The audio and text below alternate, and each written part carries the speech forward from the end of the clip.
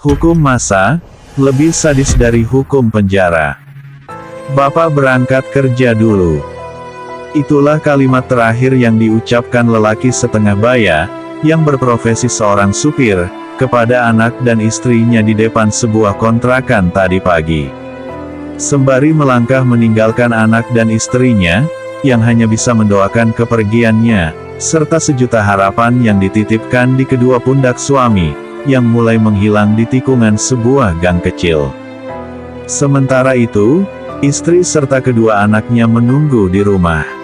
Jelang beberapa jam berlalu, terdengarlah handphone berbunyi, maka bergegas sang istri menghampiri serta mengangkat panggilan tersebut.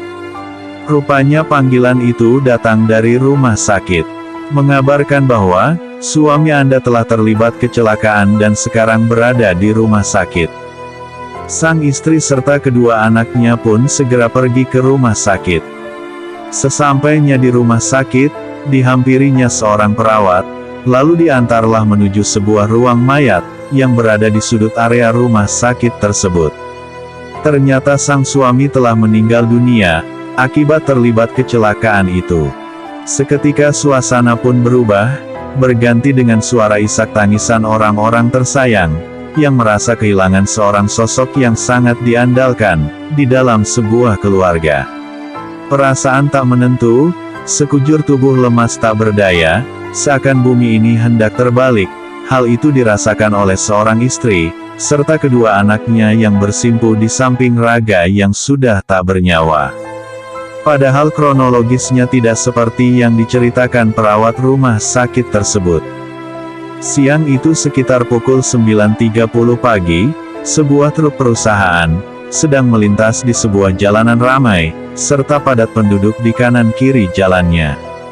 Terlihat di depan ada dua orang pemuda sedang asik bercanda, di atas sebuah sepeda motornya.